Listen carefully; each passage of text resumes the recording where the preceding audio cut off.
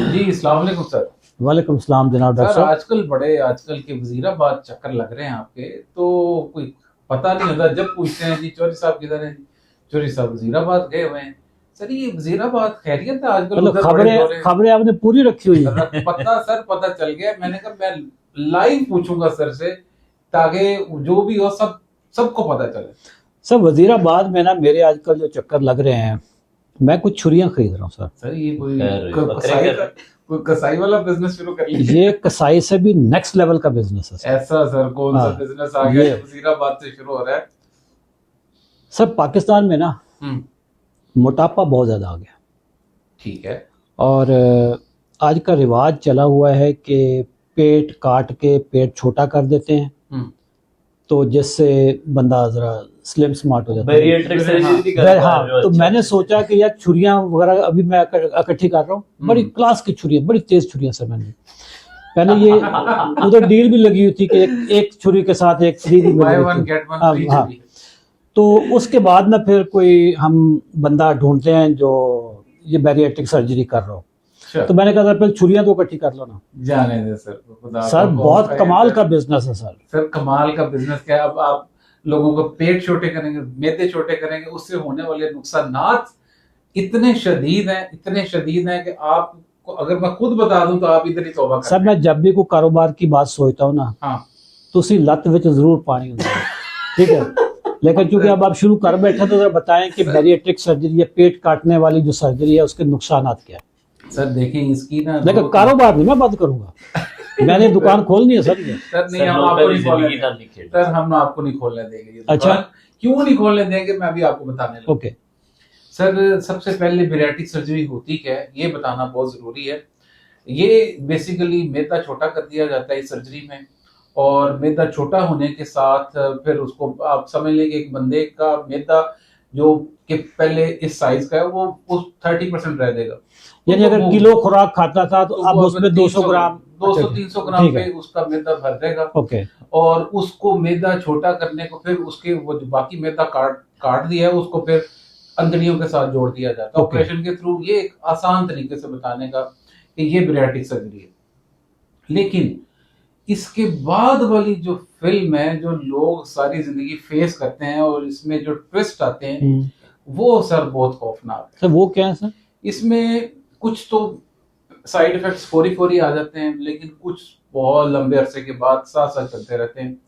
जो फौरी आते हैं उसमें तो खास तौर पे इन्फेक्शन हो गया, जहाँ से ऑपरेशन हुआ है वहां से कोई लीकेज स्टार्ट होगी, वहां से कोई आपको मसला शुरू हो गया। एक इसकी कॉम्प्लिकेशन होती है जिसे कहते हैं डंपिंग सिंड्रोम। ये क्या होता है सर? सर आपने जू खाना खाया, मैदे से फौरी अंतड़ियों में चला गया हजम हुए बगैर। जब वो हजम ही नहीं होगा तो सर उसने क्या करना है? खाना जाया हो लूज गया। Motion sir. अच्छा, वो लूज मोशन की सूरत में जाया होता रहता है खाना, और उसके साथ बहुत सारे मिनरल्स मल्टीविटामिन सारे माइक्रोन्यूट्रिएंट्स वो भी निकल माइक्रोन्यूट्रिएंट्स जाया होते रहते हैं। तो ये कौन सा सिंड्रोम? Dumping syndrome. ओके ये सर बैरिएट्रिक सर्जरी की एक कॉम्प्लिकेशन है। ओके। अच्छा, बाकी सर इसी तरह ही जब बाकी खुराक भी मैदे से डायरेक्ट अंतड़ियों में जाती है तो उसके भी हाजमे के चांसेस कम से कम होते जाते हैं, जिससे खून की कमी, जिसे एनीमिया बोलते हैं, ये हो जाती है। B12 डेफिशिएंसी हो जाती है। पूरे पाकिस्तानियों को पहले ही वैसे ऐसे लगता है कि उनको ये B12 डेफिशिएंसी है, वो उसमें जेन्युइनली हो जाती है।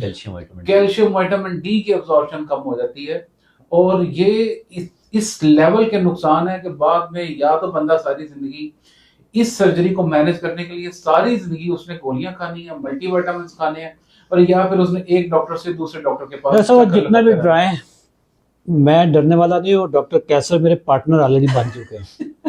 डॉक्टर कैसर साहब आप भी जरा इसमें रोशनी सर इसमें देखें, प्रॉब्लम बेसिकली ना लोगों के मुंह को ताला लगाने की जरूरत है। ताला भी वो कुछ चीज़ों से, हम जैसे हम नो GPS डाइट प्लान बताते हैं, अगर प्रॉब्लम तो कहीं और है। मैदे का मसला नहीं है, असल में तो मुंह का मसला है या हाथों का मसला है। हाथ काट लोगों को बेसिकली मैदा काट के अपाहज बना देना कोई अच्छी चीज नहीं है। जैसे किसी को टांग का मसला, उसकी टांग काट दो। किसी के हाथ का मसला, अगर किसी का आंख का मसला, उसकी आंख निकाल दो। बेसिकली मैदा काटने की जरूरत नहीं अच्छा। है। मैदा काटने के अलावा सब जो बिजनेस है ना, या जो आप कर सकते हैं, वो लोगों को एजुकेशन देने की जरूरत है। और एजुकेशन भी ये है कि आपके मैदे का तो मसला ही नहीं था, मसला कहीं और था। मसला तो मुंह का कुव्वत इरादी का बेसिकली मसला आपके है ना। दिमाग का मसला, दिमाग का मसला है। बेसिकली आपको क्रेविंग्स ज्यादा होती हैं और आप वो चीजें खाते हैं जो जंक फूड है या प्रोसेस फूड है, जो आपको बीमार कर रही है, जो आपकी बॉडी में इन्फ्लेमेशन कर रही है। सर मोटापा तो आता है जब आपकी बॉडी में इंसुलिन की मिकदार बढ़ती ये है। बात आपको पता है, फिर क्यों सर्जरी कर रहे हो? सर कारोबार तो कारोबार है ना सर। ये सर हम आपको ये सीक्रेट बात नहीं जाना चाहिए ये सर। हम आपको कारोबार नहीं करने देंगे सर। और यही चीज सर हम बी फिट प्रोग्राम में एजुकेट लोगों को करते हैं कि आप सेफ रेंज में अपना वजन कम कर सकते हैं सिर्फ अपने डाइट। सर बी फिट का चलता रहेगा प्रोग्राम अपना। सर मैं लोगों को बता दूं ना कि बी फिट अच्छा, दूसरी चीज जैसे डॉक्टर महबूब साहब ने कहा है कि आपकी सारी जिंदगी, एक तो आप माइक्रो न्यूट्रिएंट से आपकी बॉडी डेफिशिएंसी आएगी, दूसरा आपको जितनी क्रेविंग होगी, बैरिएट्रिक सर्जरी जिन लोगों में होती है ना, उनको जो टेम्परेरी रिलीफ मिलता है वो थोड़ा सा वजन अपना देखते हैं कम हो गया, बहुत खुश होते हैं, लेकिन बाद में उनकी क्रेविंग जैसी ज्यादा होगी फिर वो इंटेक ज्यादा बढ़ाएंगे, थोड़े दिनों के बाद उनका वजन ऐसे बढ़ना शुरू हो जाएगा। मैदे का साइज वैसे बढ़ना बी शुरू हो फिट जाएगा। में, बी फिट जो हमारा 45 डेज का प्रोग्राम है जिसमें वेट लॉस करवाते हैं, उसमें 2-3 पेशेंट मेरे पास ऐसे हैं जिन्होंने ये वेट लॉस सर्जरी करवाई हुई है। ओके। अब वो वेट लॉस कुछ हद तक करवा लिया उन्होंने स्टार्ट में जब उनका वो, लेकिन उनका फिर बढ़ना शुरू हो गया।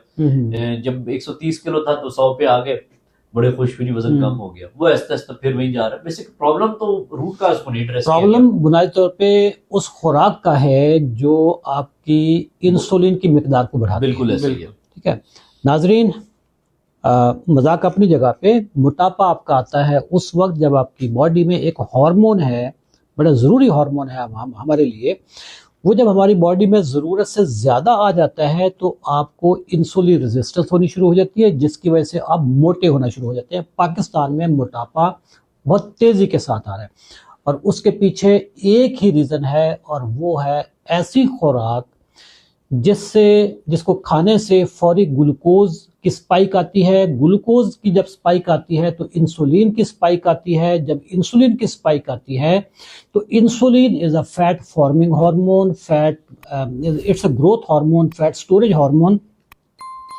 बजाय इसके कि आप अपना पेट कटवाएं, आप अपने कुव्वत इरादी से और अपने शऊर के इल्म से, शऊर की वजह से आप अपने मोटापे पे कंट्रोल करें।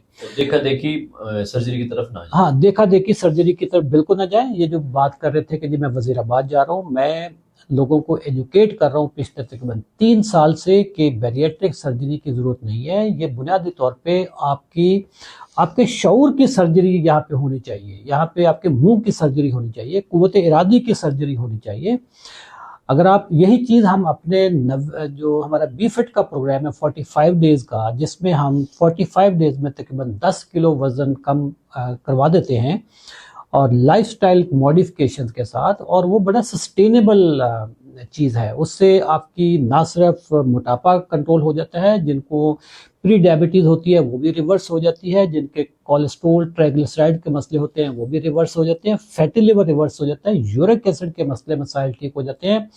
जो लोग सोते में जिनका सांस बंद हो जाता है, स्लीप एपनिया, वो भी ठीक हो जाता है। जो मर्दाना कमजोरी के लोग होते हैं उनकी वो रिवर्स हो जाती है। खवातीन जिनको पीसीओज होते हैं उनके पीसीओज रिवर्स हो जाते हैं।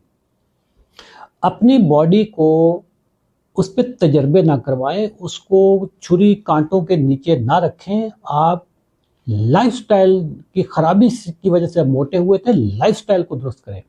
अगर आप हमारे आने वाले बी फिट प्रोग्राम में शामिल होना चाहते हैं तो आप कमेंट सेक्शन में बी फिट लिखें, अदरवाइज छुरियां तो फिर मैं लेने लगा हूँ।